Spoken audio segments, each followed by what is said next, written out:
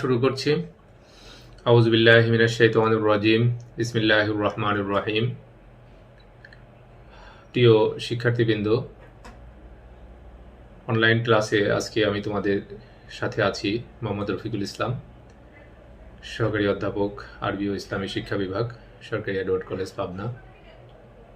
আজকেও আমি তোমাদের সামনে ইসলাম শিক্ষা প্রথম পত্রেরই তৃতীয় অধ্যায় অর্থাৎ ইসলাম ও পারিবারিক জীবন এই অধ্যায় থেকে আরও একটা ক্লাস আমি তোমাদের সামনে উপস্থাপন করব। আশা করছি তোমরা ধৈর্য মনোযোগ সহকারে আমার ক্লাসটি উপভোগ করবে।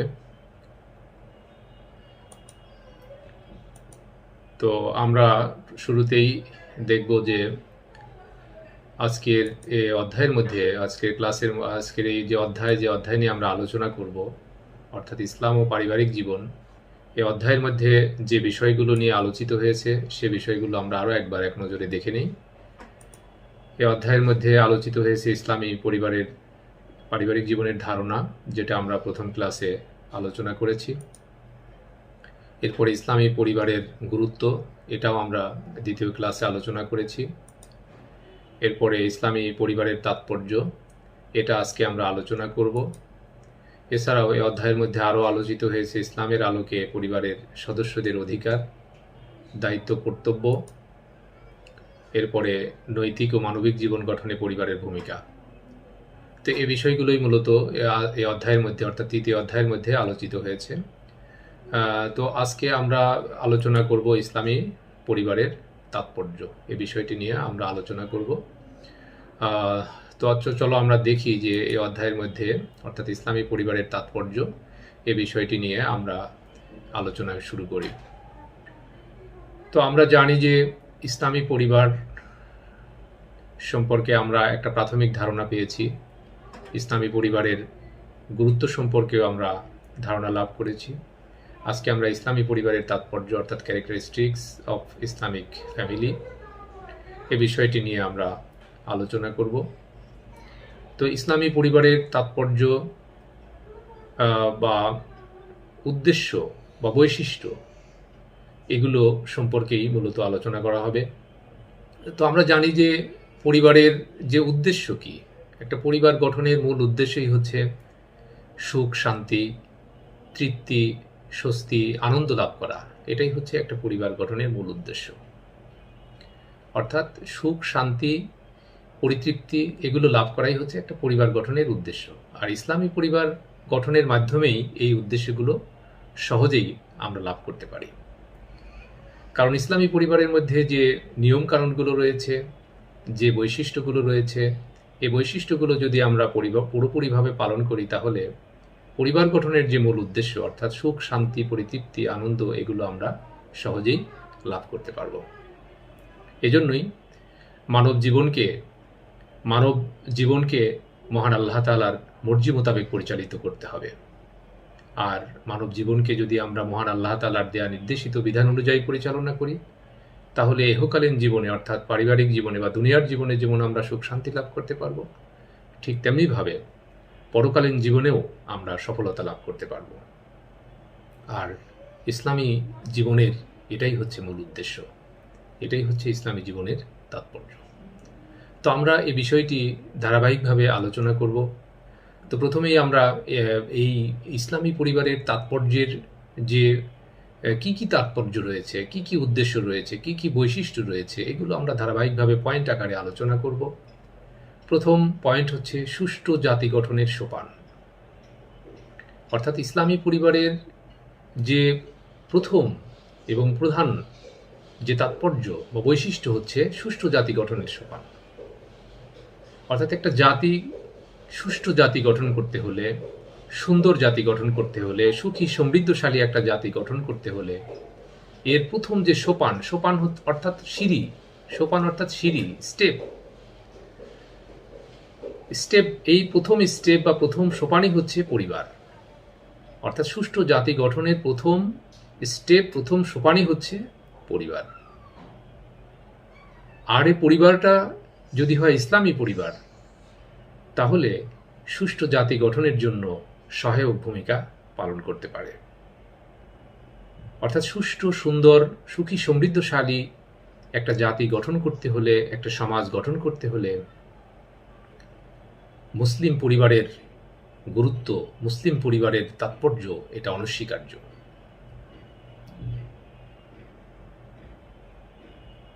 আর এ বিষয়টি এখানে উল্লেখ করা হয়েছে।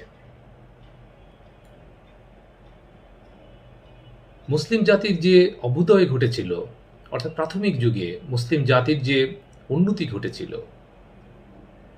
এই উন্নতির মূল ভিত্তি ছিল কিন্তু পরিবার, অর্থাৎ পারিবারিক জীবনটাই এখানে গুরুত্বপূর্ণ ভূমিকা পালন করেছিল।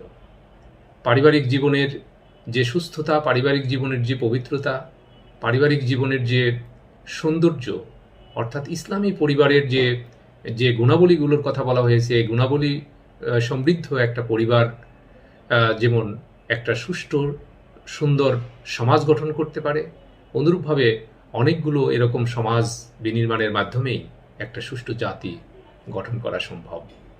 এজন্যই বলা হয়েছে যে সুষ্ঠু জাতি গঠনের সোপান, প্রধান এবং প্রথম সোপানই হচ্ছে পরিবার। তো এ বিষয়টি এজন্যই এখানে এ বিষয়টি উল্লেখ করা হয়েছে। আসলে সমাজবিজ্ঞানের দৃষ্টিতেও পরিবার ও পারিবারিক জীবন হচ্ছে সমাজ জীবনের ভিত্তিভূমি। এটা ইসলামী সমাজবিজ্ঞানের দৃষ্টিতে যেমন পরিবার ও পারিবারিক জীবন হচ্ছে সমাজ জীবনের ভিত্তিভূমি, আর ইসলামের যে মূল গ্রন্থ কোরআনের মধ্যেও কিন্তু এই বিষয়টি সুস্পষ্টভাবে উল্লেখ করা হয়েছে এবং হাদিসের মধ্যেও এই বিষয়টি সুস্পষ্টভাবে উল্লেখ করা হয়েছে।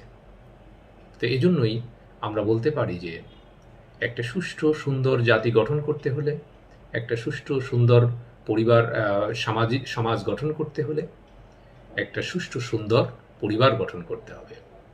কারণ পরিবারের মাধ্যমেই, একটা সুষ্ঠু সুন্দর পরিবারের মাধ্যমে একটা সুষ্ঠু সুন্দর সমাজ হবে, একটা সুষ্ঠু সুন্দর জাতি হবে।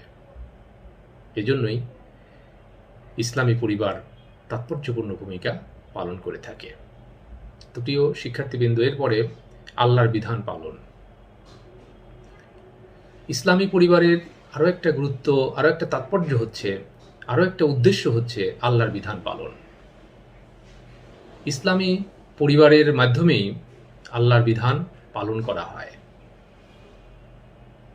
আল্লাহ তাআলা মানব জাতিকে সৃষ্টি করেছেন তার দাসত্ব করবার জন্য, তার নির্দেশ পালন করবার জন্য।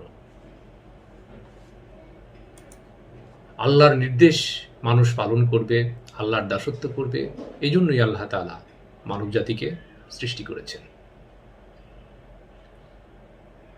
আর সেই মানব জাতির প্রথম এবং প্রধান দায়িত্বই হচ্ছে পরিবার গঠন করা, অর্থাৎ পারিবারিক জীবন গঠনের মাধ্যমেই আল্লাহর বিধান পালনের সূচনা হয়ে থাকে। পরিবারের প্রত্যেক সদস্যকেই এজন্য পরিবারের যিনি প্রধান হবেন তার পক্ষ থেকে সবচেয়ে গুরুত্বপূর্ণ ভূমিকা পালন করতে হবে। নিজেকে যেমন ভালো রাখতে হবে, পরিবারকেও ভালো রাখতে হবে। এদিকে ইঙ্গিত করেই মহান আল্লাহ রাব্বুল আলামিন পবিত্র কোরআনে বলেছেন যে, ইয়া আইয়ুহাল্লাযীনা আমানু কু আনফুসিকুম ওয়া আহলিকুম নারা। হে বিশ্বাসীগণ, তোমরা বাঁচাও, তোমরা বাঁচাও আনফুসাকুম, তোমাদের নিজেদেরকে, তোমরা তোমাদের নিজেদেরকে বাঁচাও, ওয়া আহলিকুম, এবং তোমাদের পরিবার পরিজনকে বাঁচাও, নারান, আগুন থেকে, জাহান্নামের আগুন থেকে। তোমরা নিজেদেরকে জাহান্নাম থেকে বাঁচাও এবং তোমাদের পরিবার পরিজনকেও জাহান্নাম থেকে বাঁচাও। এটা আল্লাহ তাআলা ঈমানদারদেরকে, বিশ্বাসীদেরকে উদ্দেশ্য করে আল্লাহ তাআলা এই ঘোষণাটি দিয়েছেন, এই নির্দেশনাটি দিয়েছেন। তাহলে এখানেও নিজে যেমন বাঁচতে হবে, পরিবারকে অনুরূপভাবে বাঁচাতে হবে। আর এটার আল্লাহ তাআলার নির্দেশ, অর্থাৎ এই যে পরিবার গঠনের মাধ্যমেই কিন্তু আল্লাহর এই নির্দেশ আমরা পালন করতে পারি। এই আয়াতটি এসেছে সূরা তাহরিমের 2 নম্বর আয়াত। এটা হচ্ছে সূরা আত-তাহরিমের 2 নম্বর আয়াত। তাহলে এখানে আল্লাহ তাআলা আমাদেরকে বলছেন যে তোমরা নিজেদেরকে বাঁচাও এবং তোমাদের পরিবার পরিজনকে বাঁচাও জাহান্নাম থেকে। এই যে জাহান্নাম থেকে বাঁচার জন্য আল্লাহ তাআলা আমাদেরকে নির্দেশ দিচ্ছেন, এটা কিভাবে সম্ভব? এটা আল্লাহর দাসত্ব করার মাধ্যমেই, আল্লাহর ইবাদত করার মাধ্যমেই এটা সম্ভব, আল্লাহর নির্দেশ পালন করার মাধ্যমেই এটা সম্ভব। আর আল্লাহর এই বিধান আমরা পারিবারিক জীবনের মাধ্যমেই আমরা এই বিধানগুলো পালন করতে পারি। পরিবারের সদস্যরা, প্রত্যেকটা সদস্যর মধ্যেই যদি এই গুণাবলীগুলো থাকে, প্রত্যেকটা সদস্য যদি নিজেকে জাহান্নাম থেকে বাঁচাতে পারে এবং তার পরিবারের অন্যান্য সদস্যদেরকেও সে এ ব্যাপারে সে সহযোগিতা করতে পারে, অর্থাৎ সবাই যদি ইসলামের বিধিবিধানগুলো পালন করে, তাহলে দেখা যাবে ফাইনালি সবাই জাহান্নামের আযাব থেকে তারা মুক্তি পাবে। তো এই বিষয়টি এখানে উল্লেখ করা হয়েছে। এজন্যই বলা হয়েছে যে আল্লাহর হুকুম হাকাম পালন করা এটা পারিবারিক জীবনের উদ্দেশ্যের অন্তর্ভুক্ত। তো প্রিয় শিক্ষার্থীবৃন্দ, আশা করি তোমরা বিষয়টি বুঝতে পেরেছ। এরপরে পরিবারের সদস্যদের প্রশিক্ষণালয়, অর্থাৎ ইসলামী পরিবার হচ্ছে পরিবারের সদস্য যারা রয়েছে তাদের জন্য একটা প্রশিক্ষণ কেন্দ্র। এটা বলার অপেক্ষা রাখে না যে পরিবারের যে সন্তান সন্ততি, অর্থাৎ একটা শিশু যখন জন্মগ্রহণ করার পরে সে প্রথম শিক্ষা লাভ করে তার পিতামাতার কাছে, তার পরিবার পরিজনের অন্যান্য সদস্যদের কাছ থেকে সে কথা বলা শেখে, চালচলন আচার আচরণে সবগুলোই সে শিক্ষা লাভ করে থাকে পরিবারের সদস্যদের কাছ থেকে। এই জন্য পরিবারের সদস্যরা যদি ইসলামের বিধিবিধানের অনুসারী হয়ে থাকে, ইসলামের বিধানাবলীর অনুসারী হয়ে থাকে, তাহলে সেই শিশুটির মধ্যেও ইসলামী কালচার, ইসলামী আদর্শ এগুলো তার মধ্যেও পরিস্ফুটিত হয়ে ওঠে। সেও এই শিক্ষায় শিক্ষিত হয়ে ওঠে। ইসলামী শিক্ষা, ইসলামী ভাবধারা, ইসলামী কৃষ্টি, কালচার, সভ্যতা এগুলো তার মধ্যে অটোমেটিক্যালি চলে আসে। এজন্যই ইসলামী পরিবারকে বলা হয়েছে এটা পরিবারের সদস্যদের জন্য এটা প্রশিক্ষণ কেন্দ্র বলা হয়েছে, প্রশিক্ষণালয় বলা হয়েছে। আর পরিবারের সদস্যদের ব্যাপারে আল্লাহ তাআলা পবিত্র কোরআনে এভাবে নির্দেশনা দিয়েছেন যে ওয়ামুর আহলাকা বিসসালাত ওয়াস্তাবির আলাইহা, হে আল্লাহর রাসূল, আপনি আপনার পরিবারকে নামাজের নির্দেশনা দিন এবং তাদেরকে নামাজের ব্যাপারে অভ্যস্ত করে তুলুন। এই যে নবী সাল্লাল্লাহু আলাইহি ওয়াসাল্লামের মাধ্যমে আল্লাহ তাআলা সমগ্র মুসলিম জাতিকে এই নির্দেশ দিচ্ছেন যে তোমরা তোমাদের পরিবারের সদস্যদেরকেও কি করো, নামাজের নির্দেশ দাও এবং এ ব্যাপারে তাদেরকে অভ্যস্ত করে তোলো। তাহলে নামাজ পড়ার মাধ্যমে পরিবারের মধ্যে যদি সবাই নামাজ পড়ে, বড়রা যদি নামাজ পড়ে, তাহলে যারা ছোট থাকে তারাও এই নামাজ পড়া দেখে তারা যখন নামাজ ফরজ হবে তাদের উপর, তাদেরকে যখন নামাজ পড়ার নির্দেশ দেওয়া হবে তারাও নামাজ আদায় করবে এবং এই নামাজ আদায় করতে করতে তাদের মধ্যে এই অভ্যাসটা গড়ে উঠবে। অর্থাৎ তারা সবাই তখন অভ্যস্ত হয়ে যাবে নামাজের ব্যাপারে। অর্থাৎ একটা নামাজ পড়া ফ্যামিলি, নামাজ পড়া পরিবারের কোনো সদস্যই বেনামাজি থাকতে পারে না। অর্থাৎ এই যে প্রশিক্ষণ, প্রতিনিয়ত 5 ওয়াক্ত নামাজ যদি একটা পরিবারের মধ্যে অনুষ্ঠিত হয়, তাহলে যে শিশুটি সেই পরিবারে বেড়ে ওঠে তার মধ্যেও এই যে কালচার, এই যে নামাজ পড়ার অভ্যাস, এটা অটোমেটিক্যালি গড়ে ওঠে। এই জন্যই বলা হয়েছে যে পরিবারের সদস্যদের জন্য ইসলামী পরিবার হচ্ছে একটা প্রশিক্ষণ কেন্দ্র। এছাড়াও আমাদের প্রিয় নবী সাল্লাল্লাহু আলাইহি ওয়াসাল্লামও বলেছেন, এ ব্যাপারে নির্দেশনা দিয়েছেন যে মা নাহালা ওয়ালিদুন ওয়ালাদাম মিন নাহলিন আফজালু মিন আদাবিন হাসানিন, অর্থাৎ কোনো পিতা তার সন্তানকে দান করে না অধিক উত্তম মিন আদাবিন হাসানিন, অর্থাৎ উত্তম আদব কায়দা, উত্তম স্বভাব চরিত্র শিক্ষাদানের চাইতে। অর্থাৎ কোনো পিতা তার সন্তানকে উত্তম আদব কায়দা, উত্তম স্বভাব চরিত্র শিক্ষাদানের চাইতে কোনো কিছুই উত্তম দান করতে পারে না, দান করে না। অর্থাৎ পিতামাতা তার সন্তানের জন্য যা কিছু দান করে, এর চাইতে সবচেয়ে উত্তম দান হচ্ছে সন্তানকে উত্তম আদব কায়দা শিক্ষা দেয়া, উত্তম স্বভাব চরিত্র শিক্ষা দেয়া। আমাদের প্রিয় নবী সাল্লাল্লাহু আলাইহি ওয়াসাল্লাম এই কথাটি বলেছেন। এই হাদিসটি এসেছে তিরমিজি শরীফের মধ্যে। এই জন্যই সন্তানের জন্য পিতামাতা যে ধন সম্পদ রেখে যায়, এই ধন সম্পদের চাইতেও, অর্থাৎ যা কিছু মূল্যবান সম্পদ সন্তানের জন্য পিতামাতা দান করে বা রেখে যায়, এর চাইতেও সর্বোত্তম দান হচ্ছে সন্তান সন্ততিকে উত্তম চরিত্র শিক্ষা দেয়া, উত্তম আদব কায়দা শিক্ষা দেয়া। এই জন্য একটা ভালো সন্তান যদি কেউ রেখে যেতে পারে, তাহলে এটাই হবে সেই সন্তানের জন্য পিতামাতার সবচেয়ে বড় দান, সম্পদের চাইতেও সবচেয়ে বড় দান। এটা আমাদের প্রিয় নবী সাল্লাল্লাহু আলাইহি ওয়াসাল্লাম বলেছেন। আমাদের নবী সাল্লাল্লাহু আলাইহি ওয়াসাল্লাম আরও বলেছেন, আকরিমু আওলাদাকুম ওয়াহসিনু আদাবাহুম, তোমরা তোমাদের সন্তানদেরকে স্নেহ করো এবং তাদেরকে উত্তম আদব কায়দা স্বভাব চরিত্র শিক্ষা দাও। এটা ইবনে মাজার মধ্যে এসেছে। তাহলে এই যে কোরআনের আয়াত, কোরআনের নির্দেশনা এবং হাদিসের মহানবী সাল্লাল্লাহু আলাইহি ওয়াসাল্লামের নির্দেশনার আলোকে আমাদের সামনে যে বিষয়টি পরিস্ফুট হয়ে ওঠে তা হচ্ছে যে পরিবার অর্থাৎ ইসলামী পরিবারই হচ্ছে সন্তানের জন্য উত্তম শিক্ষা কেন্দ্র, উত্তম প্রশিক্ষণ কেন্দ্র, উত্তম সর্বোত্তম আদর্শ একটা শিক্ষা কেন্দ্র হচ্ছে পরিবার।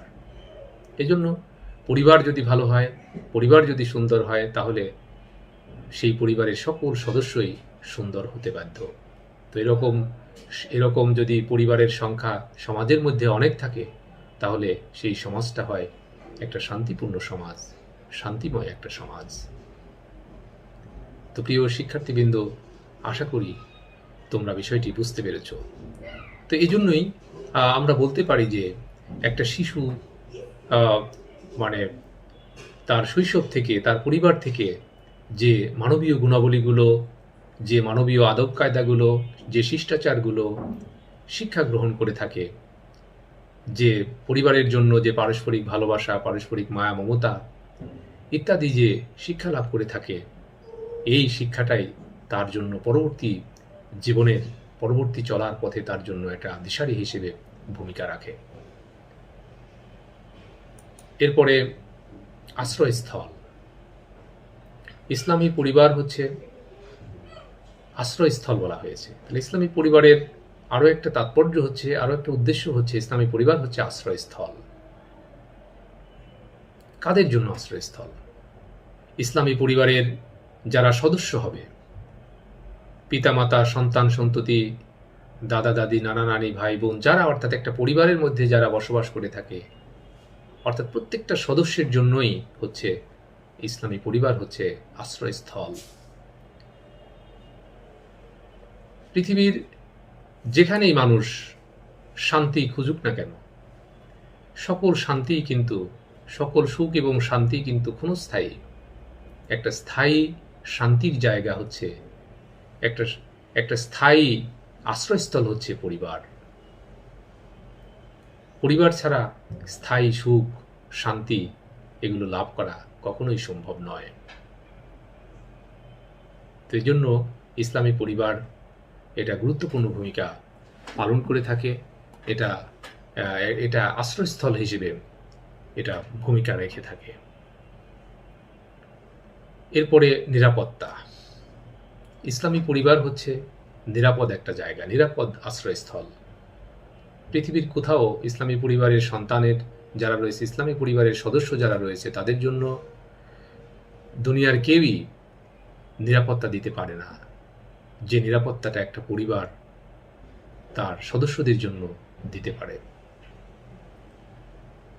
পরিবারের সদস্যদের মধ্যে মান, সম্মান, ইজ্জত, আবরু, এই যে খাওয়া পড়া, সাহায্য সহযোগিতা, সহানুভূতি, শিক্ষা দীক্ষা, এই যে বিষয়গুলো রয়েছে, এগুলো কিন্তু পারিবারিকভাবেই এই বিষয়গুলো প্রতিপালিত হয়ে থাকে। পরিবারের কোনো একজন সদস্য যদি অক্ষম হয়, অপারগ হয়, তাহলে অপর একজন সদস্য তাকে আন্তরিকভাবে তাকে সহযোগিতা করে থাকে। অনুরূপভাবে কেউ যদি বিপদগ্রস্ত হয়, পরিবারের অন্য একজন সদস্য তার বিপদে এগিয়ে আসে। কেউ যদি অসুস্থ হয়, তার সেবা শুশ্রূষার জন্য অন্য আরেকজন এগিয়ে আসে। এই যে পারিবারিক বন্ধন, এই যে পারিবারিক নিরাপত্তা, এই নিরাপত্তাটা থাকতো না যদি পরিবার ব্যবস্থাটা না থাকতো। তো এই জন্যই পরিবার হচ্ছে, ইসলামী পরিবার হচ্ছে নিরাপত্তার জন্য অত্যন্ত তাৎপর্যপূর্ণ একটা বিষয়। আশা করি তোমরা বিষয়টি বুঝতে পেরেছ। তো প্রিয় শিক্ষার্থীবৃন্দ, চলো আমরা দেখি এরপরে স্থায়ী সম্পর্ক। তাহলে ইসলামী পরিবারের আরও একটা তাৎপর্য হচ্ছে, আরও একটা উদ্দেশ্য হচ্ছে, আরও একটা বৈশিষ্ট্য হচ্ছে স্থায়ী সম্পর্ক। তাহলে পরিবার গঠনের মাধ্যমে কিন্তু স্থায়ী সম্পর্কটা স্থাপিত হয়। পরিবারবিহীন যারা জীবনযাপন করে থাকে, অর্থাৎ যাদের পরিবার নেই, সংসার নেই, তাদের সম্পর্কটা ক্ষণস্থায়ী। তারা অসংখ্য বন্ধু বান্ধব এটা পেতে পারে, কিন্তু এই যে বন্ধু বান্ধব, সুখ শান্তি, যা কিছুই তারা অন্বেষণ করুক না কেন, এসব কিছুই কিন্তু ক্ষণস্থায়ী। এসব কিছুই ক্ষণস্থায়ী। আর স্থায়ী সম্পর্কটা গড়ে ওঠে পরিবার গঠনের মাধ্যমে, অর্থাৎ বৈবাহিক সম্পর্কের মাধ্যমে কিন্তু স্থায়ী একটা সম্পর্ক গড়ে ওঠে, স্থায়ী বন্ধুত্ব গড়ে ওঠে। আর এই স্থায়ী বন্ধুত্ব, স্থায়ী সম্পর্কের মাধ্যমেই একটা স্থায়ী সুখ, স্থায়ী শান্তি এটা লাভ করা যায়। আর এই যে পরিবার গঠনের যে মূল উদ্দেশ্য আমরা প্রথমেই বলেছি যে সুখ, শান্তি, আত্মতৃপ্তি, আনন্দ, এগুলোই হচ্ছে পরিবার গঠনের উদ্দেশ্য। আর এই উদ্দেশ্যটা পরিবার গঠন ছাড়া কিন্তু সম্ভব নয়। আর এই যে আনন্দ, এই যে সুখ, এটা যদি স্থায়ীভাবে আমরা লাভ করতে চাই, তাহলে অবশ্যই পরিবার গঠন করতে হবে। আর সেই পরিবারটা যদি হয় ইসলামী পরিবার, তাহলে তো সুখ শান্তির ব্যাপারে 100% নিশ্চয়তা রয়েছে। কারণ ইসলামী পরিবারটা পরিচালিত হয় যিনি আমাদেরকে সৃষ্টি করেছেন সেই মহান রব্বুল আলামিনেরই নির্দেশনা অনুযায়ী, অর্থাৎ আল্লাহ তাআলার দেয়া নির্দেশনা অনুযায়ী যেহেতু ইসলামী পরিবার পরিচালিত হয়, ইসলামী পরিবারের প্রত্যেক সদস্যই একজন আরেকজনের বিপদে আপদে সহযোগিতা করে থাকে, ছোটরা বড়দেরকে সম্মান করে এবং বড়রা ছোটদেরকে স্নেহ করে থাকে, অর্থাৎ একটা অকৃত্রিম বন্ধুত্ব, আন্তরিকতাপূর্ণ একটা সম্পর্ক বিরাজ করে। এজন্যই ইসলামী পরিবারই হচ্ছে স্থায়ী সম্পর্ক বজায় রাখার ক্ষেত্রে অত্যন্ত তাৎপর্যপূর্ণ ভূমিকা পালন করে থাকে। তো প্রিয় শিক্ষার্থীবৃন্দ, আশা করি তোমরা বিষয়টি উপলব্ধি করতে পেরেছ। এরপরে পুত পবিত্র জীবনযাপন। পুত পবিত্র জীবনযাপন, ইসলামী পরিবার ব্যবস্থা এটা অত্যন্ত পুত পবিত্র জীবনযাপনে সহায়তা করে থাকে। কারণ পরিবার ব্যবস্থা যারা করে না, পরিবার ব্যবস্থায় যারা চলে না, নারী পুরুষ যদি, অর্থাৎ একজন নারী পুরুষ যদি সমাজের মধ্যে পারিবারিক বন্ধনে আবদ্ধ না হয়ে অবৈধভাবে যদি তারা মেলামেশা করে, শয়তানের প্রলোভনে, শয়তানের প্ররোচনায় এবং তারা অশ্লীলতা, ব্যভিচার ইত্যাদিতে যদি তারা নিমগ্ন হয়ে থাকে, তাহলে সেই সমাজটা হয় কি পঙ্কিলতাপূর্ণ একটা সমাজ, পাপপূর্ণ একটা সমাজ। তো এরকম একটা পশুবৃত্তি, উচ্ছৃঙ্খলতাপূর্ণ, অশ্লীলতাপূর্ণ এবং ব্যভিচারী পূর্ণ সমাজ ব্যবস্থা থেকে মুক্ত করবার জন্যই ইসলামী জীবন ব্যবস্থা এটা গুরুত্বপূর্ণ ভূমিকা পালন করতে পারে। আর পরিবার গঠনের ব্যাপারে স্বামী স্ত্রীর যে বন্ধনটা, এই বন্ধনটা হচ্ছে ঐশী বন্ধন। এই বন্ধনটা হচ্ছে আল্লাহ তাআলার দেয়া বন্ধন, নবী সাল্লাল্লাহু আলাইহি ওয়াসাল্লামের দেওয়া নির্দেশ, আল্লাহর দেয়া নির্দেশ। অর্থাৎ আল্লাহ তাআলার দেয়া এই নির্দেশ পালনের মাধ্যমেই স্বামী স্ত্রীর যে সম্পর্ক গড়ে ওঠে, অর্থাৎ পরিবার যে গঠন হয়। আর এই পরিবার গঠনের মাধ্যমেই কি হয়, পরিবারের মধ্যে শান্তি বিরাজ হয়। আর সেই শান্তির মাধ্যমেই কি হয়, মানব সভ্যতার বিকাশ লাভ করে থাকে। স্বামী স্ত্রীর এই যে পারস্পরিক সম্পর্ককে, এই পারস্পরিক সম্পর্ককে পুত পবিত্র সম্পর্ক বলা হয়েছে এবং তাদের এই জীবনযাপনকে বলা হয়েছে পুত পবিত্র জীবনযাপন। এ সম্পর্কে আল্লাহ তাআলা পবিত্র কোরআনে বলেছেন, সূরা বাকারার 187 নম্বর আয়াতে আল্লাহ তাআলা বলেছেন যে হুন্না লিবাসুল্লাকুম ওয়া আনতুম লিবাসুল্লাহুন্না, অর্থাৎ তোমাদের স্ত্রীগণ হচ্ছে তোমাদের পোশাক স্বরূপ এবং তোমরাও তাদের পোশাক স্বরূপ। দেখো, এখানে বলা হচ্ছে যে স্ত্রীগণ স্বামীর পোশাক, স্বামীগণ স্ত্রীর পোশাক, অর্থাৎ স্বামী স্ত্রী একে অপরের পরিপূরক, একে অপরের পরিপূরক হিসেবে কাজ করে থাকে। স্বামী স্ত্রী একে অপরের পরিপূরক, একে অপরের সহায়ক হিসেবে ভূমিকা পালন করে থাকে। তাহলে এই যে পুত পবিত্র জীবনযাপনের জন্য ইসলামী পরিবার এখানে অত্যন্ত তাৎপর্যপূর্ণ ভূমিকা পালন করে থাকে।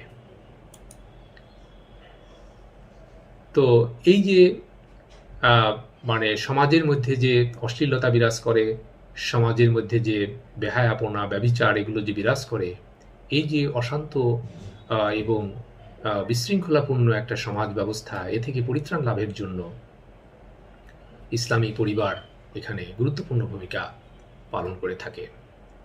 এই জন্য আল্লাহ তাআলা পবিত্র কোরআনে পবিত্র জীবনযাপনের ব্যাপারে নির্দেশনা দিয়ে বলেছেন যে কদ আফলাহা মান তাযাক্কা, অর্থাৎ সফলকাম হয়ে গেছে তারা যারা নিজেদেরকে বিশুদ্ধ করতে পেরেছে, নিজেদেরকে পবিত্র করতে পেরেছে। আর নিজেদেরকে যদি কেউ বিশুদ্ধ করতে পারে, নিজেদেরকে যদি কেউ পরিশুদ্ধ করতে পারে, ভালো করতে পারে, তাহলে তার জীবনটা হয়ে যায় কি সফল। এটা আল্লাহ তাআলা বলেছেন যে কদ আফলাহা, অবশ্যই সফলকাম, অবশ্যই সফলকাম হবে সেই ব্যক্তি যে নিজেকে পরিশুদ্ধ করতে পারবে। তাহলে পরিবারের একজন সদস্য, এমনিভাবে পরিবারের সকল সদস্যই যদি নিজেদেরকে সমস্ত সামাজিক পাপাচার অনাচার থেকে যদি নিজেদেরকে মুক্ত রাখতে পারে এবং পবিত্র জীবনযাপন করতে পারে, তাহলে সেই পরিবারটা হয়ে যাবে কি একটা সফল পরিবার, সুখ শান্তিতে ভরে উঠবে এমন একটা পরিবার।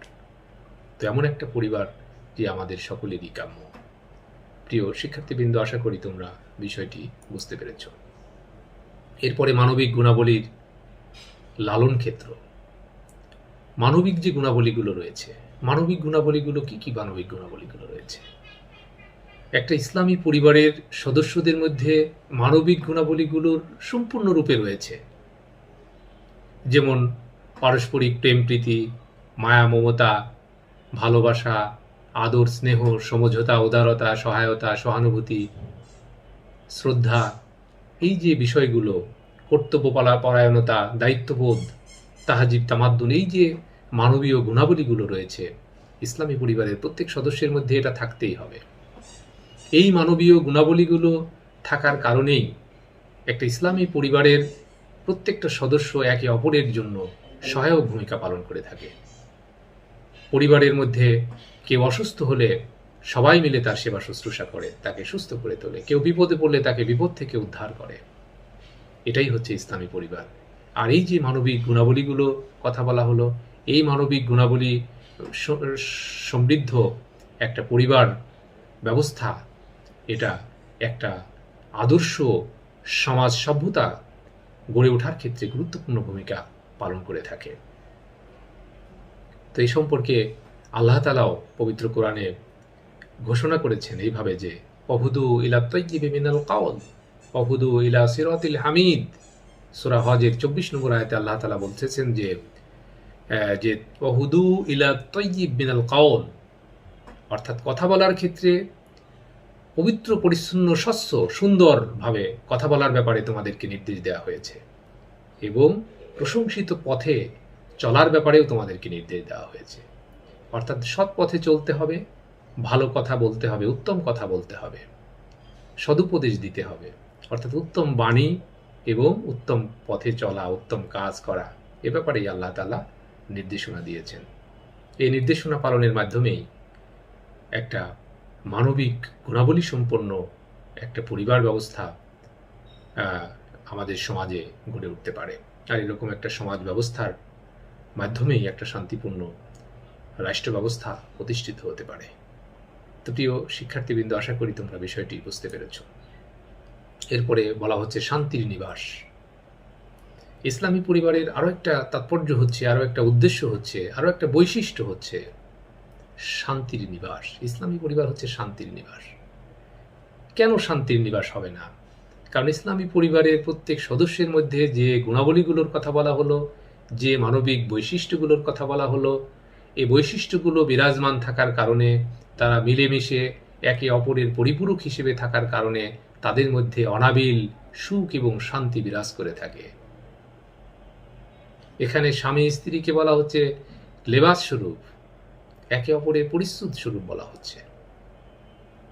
আল্লাহ তাআলা পবিত্র কোরআনের আরো এক জায়গায় বলেছেন যে সূরা রুমের 21 নম্বর আয়াতে বলেছেন যে আমিন আয়াতিহি আন খালাকা লাকুম মিন আনফুসিকুম আজওয়াজান, অর্থাৎ আল্লাহ তাআলা নিদর্শনাবলীর মধ্যে এটাও একটা নিদর্শন যে তিনি তোমাদেরকে জোড়ায় জোড়ায় সৃষ্টি করেছেন, অর্থাৎ একজন পুরুষ এবং একজন নারী এভাবে তিনি সৃষ্টি করেছেন। কেন সৃষ্টি করেছেন? লিতাসকুনু ইলাইহা, যাতে তোমরা একে অপরের কাছে শান্তি পেতে পারো।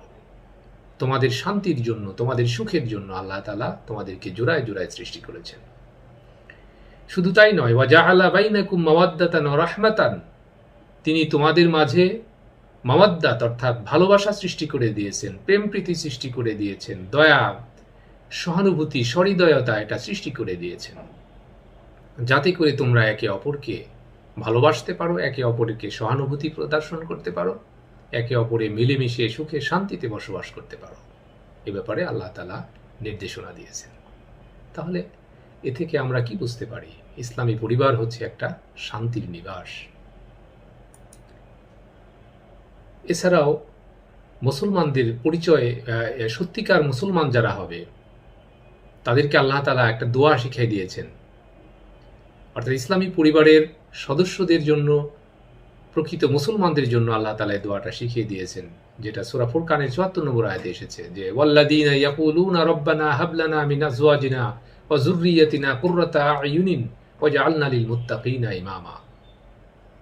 এখানে আল্লাহ তাআলা বলতেছেন যে ওয়াল্লাযীনা ইয়াকুলুনা, প্রকৃত মুসলমান হচ্ছে, একটা সত্যিকারের ইসলামী পরিবারের সদস্য হচ্ছে সেই যে বলে, হে আমাদের রব, হে আমাদের পালনকর্তা, তুমি আমাদেরকে দান করো এমন স্ত্রী, এমন সন্তান সন্ততি তুমি আমাদেরকে দান করো, কুররাতা আয়ুনিন, যাদেরকে দেখলে আমাদের নয়ন জুড়িয়ে যাবে, যাদেরকে দেখলে আমাদের নয়ন জুড়িয়ে যাবে, অর্থাৎ তাদের আচার আচরণ, চাল চলন, ব্যবহার, এটা আমাদের চক্ষু জুড়াইয়ে দেবে। এবং তুমি আমাদেরকে ওয়াজআলনা লিল মুত্তাকিনা ইমামা, এবং তুমি আমাদেরকে মুত্তাকিদের জন্য ইমাম, অনুসরণযোগ্য বানিয়ে দাও। অর্থাৎ আমাদের আচার আচরণ, চাল চলন, স্বভাব চরিত্র এমন করে দাও যাতে করে আমাদেরকে মানুষ অনুসরণ করতে পারে। এই দোয়াটা তোমরা শিখবে, প্রিয় শিক্ষার্থীবৃন্দ, তোমরাও কিন্তু শিখে রাখবে এই দোয়াটা। তো এই দোয়াটা আল্লাহ তাআলা আমাদেরকে শিখিয়ে দিয়েছেন।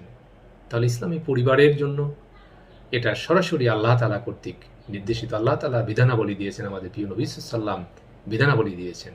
তাহলে সত্যিকারের সুখ, সত্যিকারের শান্তি যদি আমরা পেতে চাই, তাহলে অবশ্যই আমাদেরকে ইসলামী পরিবারের কাছে আসতে হবে, ইসলামী পরিবারের বিধিবিধানগুলো আমাদেরকে মেনে চলতে হবে। এরপরে মানব সভ্যতার লালন ক্ষেত্র। ইসলামী পরিবারকে বলা হয়েছে মানব সভ্যতার লালন ক্ষেত্র। মানব সভ্যতা অর্থাৎ সভ্য সুন্দর মানব গোষ্ঠী, এটা কিভাবে গঠিত হতে পারে? আমরা তো প্রথমেই আমরা জেনেছি যে পরিবার গঠনের মূল উদ্দেশ্যই আমরা জেনেছি যে সুখ, শান্তি, আনন্দ এটা লাভ করা। তাহলে প্রকৃত সুখ, শান্তি এবং আনন্দ যদি আমরা লাভ করতে চাই, তাহলে পরিবার গঠন করতে হবে, অর্থাৎ বৈবাহিক বন্ধনে আবদ্ধ হতে হবে।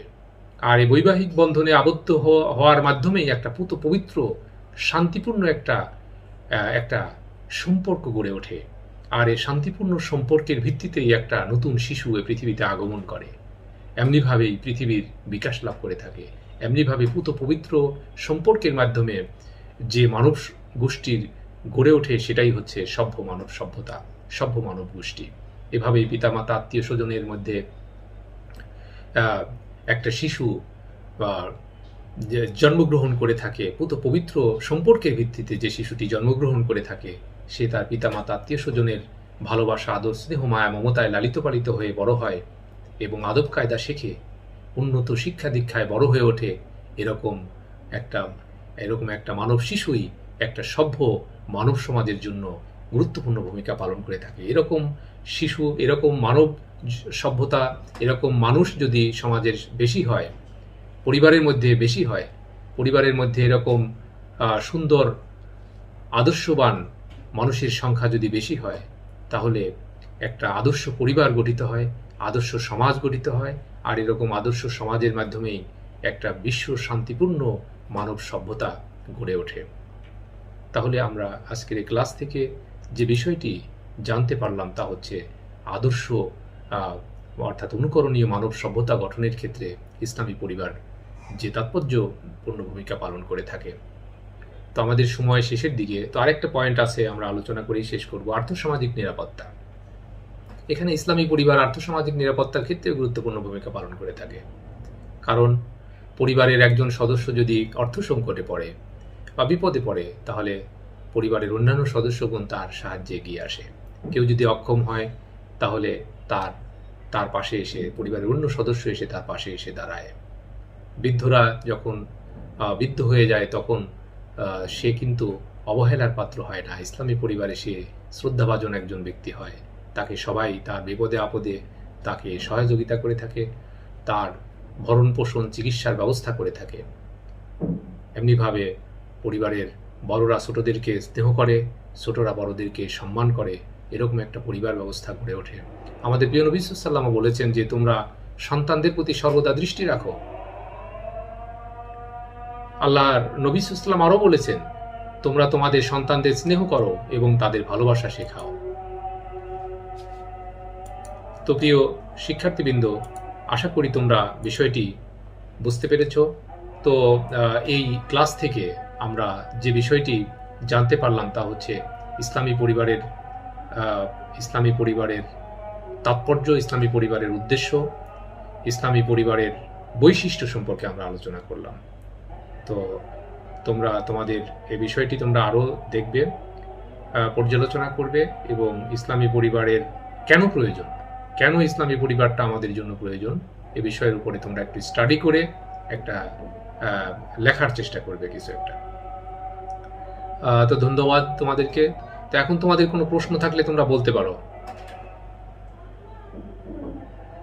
তোমরা কি বুঝতে পেরেছো আমার ক্লাসগুলো? আচ্ছা, তাহলে কোনো প্রশ্ন আছে কি? কোনো কিছু জানার থাকলে তোমরা বলো। হ্যাঁ হ্যাঁ বলো।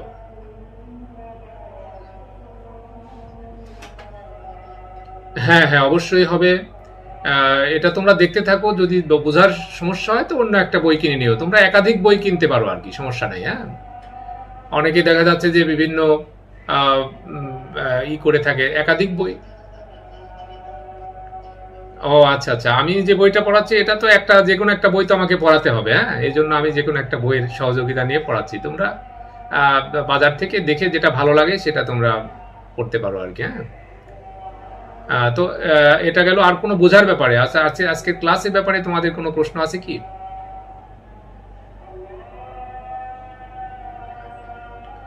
আচ্ছা ঠিক আছে, তাহলে তোমরা ভালো থাকো। আমাদের ধন্যবাদ সবাইকে।